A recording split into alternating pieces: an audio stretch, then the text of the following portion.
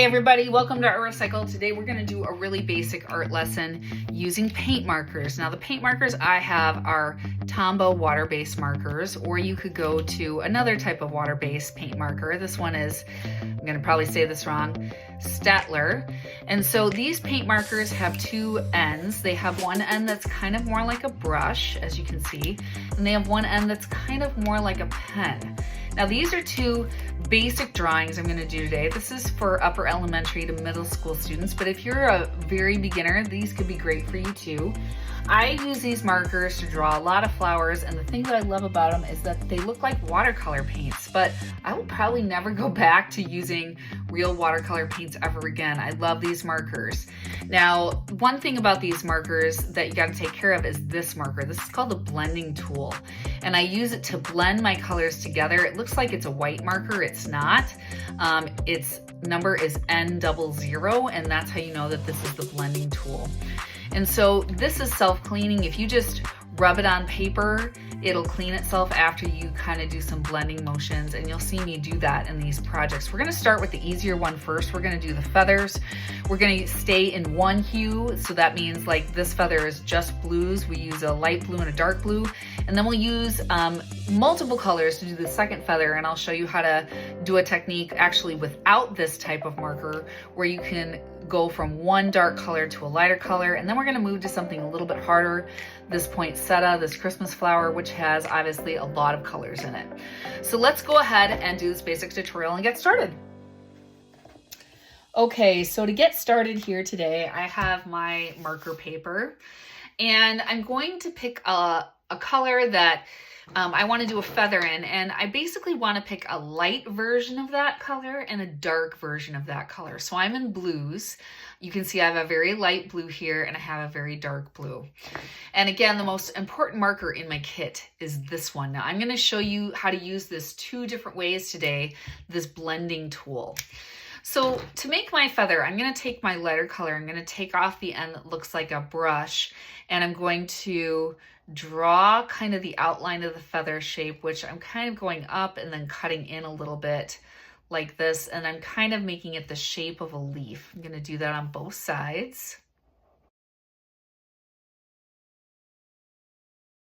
And then I'm going to fill my feather in with the lighter color.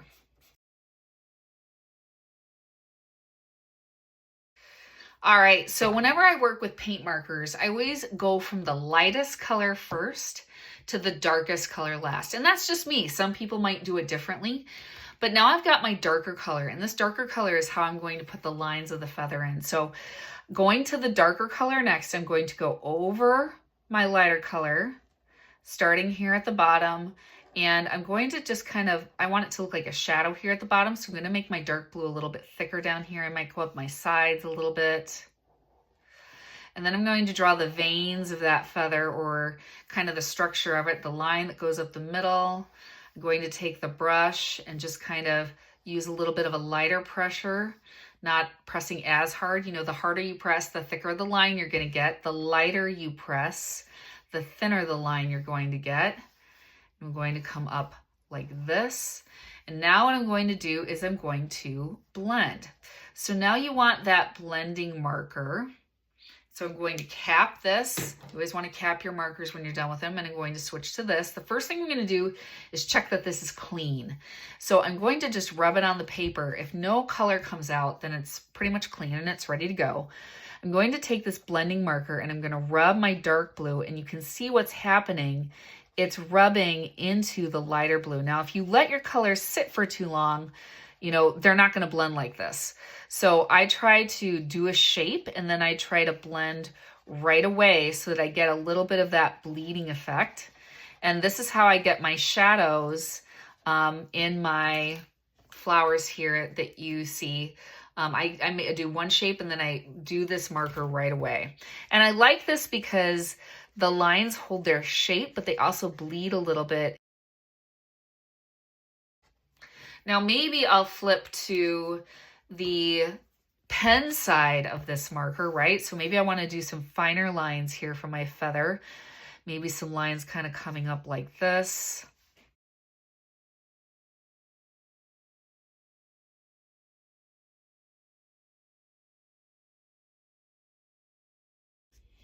And maybe I won't blend those. I'll leave those as is. And then I'll take and I'll make a stem, right? Now that is a very basic feather using these beautiful markers.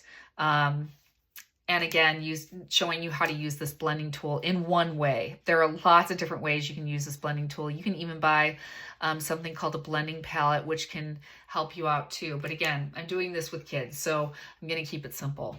Now, another way to make a feather or to do blending is to take two colors that you know are going to combine together well on the color wheel. So I'm going to use a red and a yellow, and they should combine, right, to make an orange. So let's say I want a feather going from red to orange, or red to orange to yellow then at the top. So another way to do blending is you can touch the two tips of the markers together, and I just want to make sure I have the right color yellow here. So I'm going to take the two brush ends and I'm going to touch them together. Now what I'm looking for is when that red is kind of absorbed into the tip of the yellow marker. And don't worry, this won't ruin your marker. You know, I would try to avoid colors that are combined together that are going to form browns. Like, you know, I wouldn't want to do like purple and green or orange and purple, right? I'm looking at colors that I know will work well together. So two primary colors or two colors next to each other on the color wheel. Like let's say a green and a blue or a yellow and a green. So now that's kind of soaked into the tip of the yellow marker. So now I'm going to go to where I want this object to be the darkest, the red, right? So I'm going to start down here. And as you can see, as I start, it's kind of that red color, right? But as I go up, the red is going to bleed out of the marker and it's going to turn yellow.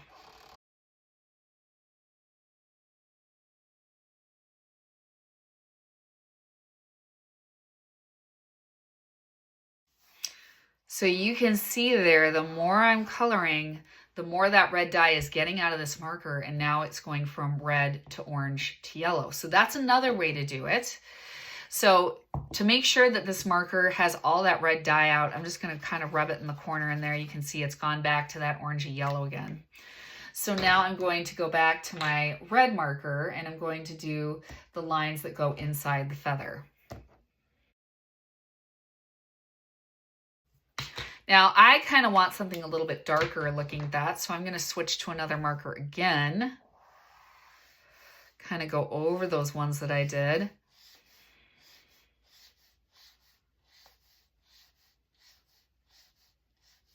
This one's more of a violet, right? And then I'm going to switch to the other end and I'm going to go to the pen. And then add the stem.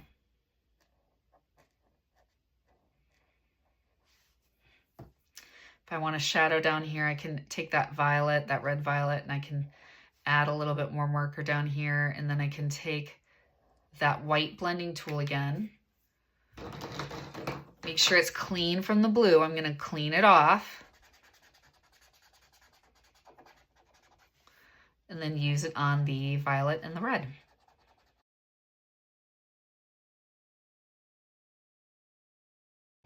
And look at how nicely that blends. So that is a really quick tutorial on feathers. And next time I'm going to show you something a little bit more complicated, maybe something like a flower, like a poinsettia. All right, so now I'm going to try something a little bit harder. We're going to try a flower. Flowers are pretty forgiving because they are organic shapes or curvy shapes, right? So that you can see the color palette I'm using, I've got a yellow here, I've got a red, a pink, a violet, a light and a dark green, and I've got a yellow. And then of course I have my blending pen. First thing I'm going to do is I'm going to rub it, make sure that it is clean. You can see that it's not there. So getting off the excess dye off of that. So let's start with the middle of the poinsettia first. I'm going to draw a couple of yellow circles here, all touching.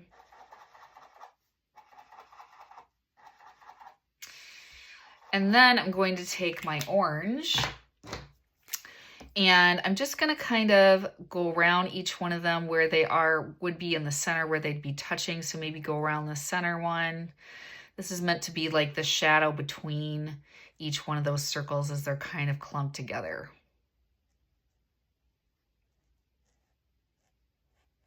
As you can see, I didn't go all the way around, but even that works just nicely. And then I'll take my blending tool. I'll blend that orange into the yellow just a little bit, just giving it more of a shadowy type of look.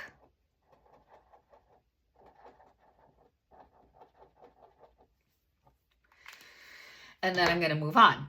Okay, so to draw my petals, I'm going to use pink. And if you want to use pencil before you do this, you totally can too. So here we go. I'm going to touch the edge of this clump of circles, and I'm just going to kind of go out, up, kind of like a leaf, and back. And then I'm going to turn my paper a little bit, touch the bottom here, up, out, back, turn the paper.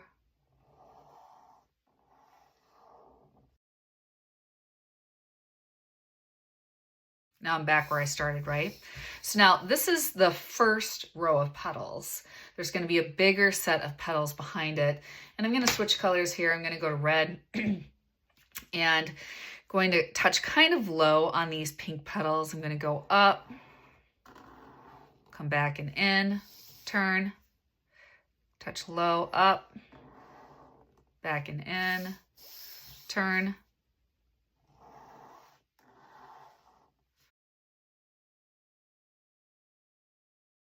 There we go. So there's kind of the base shape for my poinsettia. You could even make another row of petals getting even bigger and wider behind this one. I'm just going to stay with this basic shape, okay? Because I'm going to put some leaves back there too.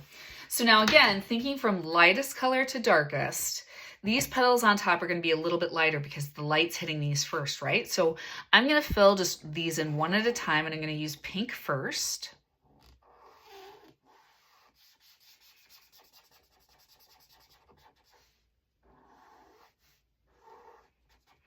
And then I'm going to go to red. When I go to red, I'm going to do red all the way around the outer edge.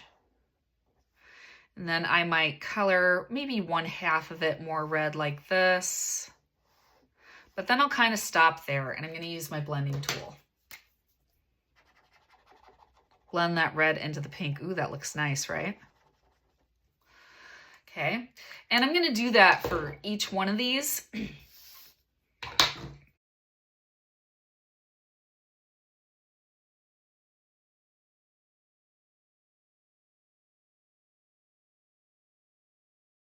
Okay, so now I'm going to kind of put some veins in with my purple, or if you have like a dark red, I may even go to the pen here and just kind of put some lines in like this, kind of showing the veins of those flower petals.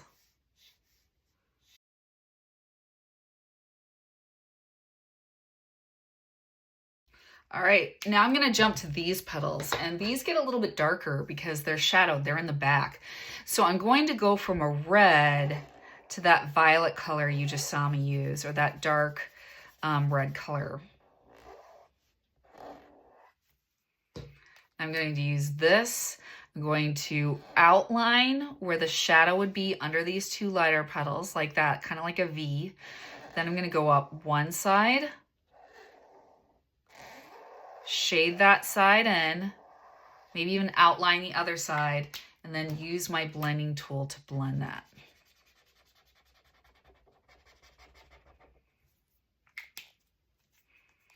These petals get a little bigger, so I could even use kind of the bigger part of the brush to put those veins in these, like that. And then each one of these is done exactly the same way.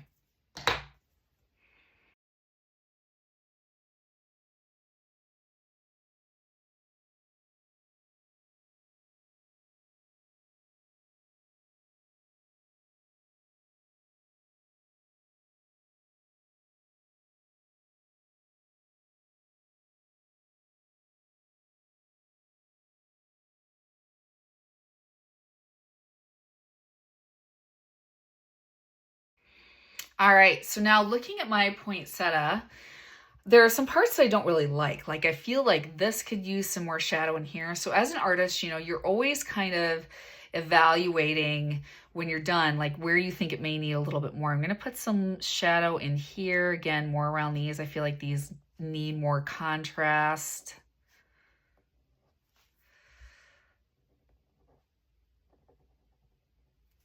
And maybe I'll take my blending tool and I'll try to blend some of that dark red up.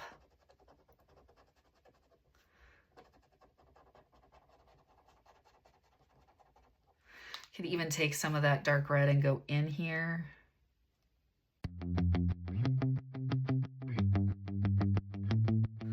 All right, there we go. There we kind of have my basic kind of flower shape. So that's another example of, you know, now we're using way more colors and we're layering more values, light colors on top of dark, or dark colors on top of light colors. If I wanted to, I could even go in and do some leaves in the background. I could take my light green here, add a big wide leaf shape, fill it in.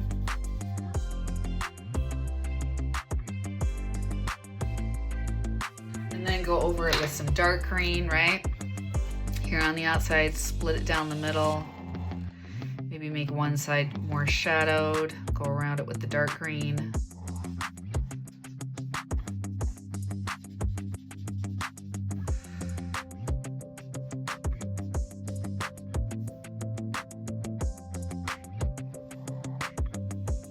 Right? And then just kind of add some leaves around it. You decide what you want to do.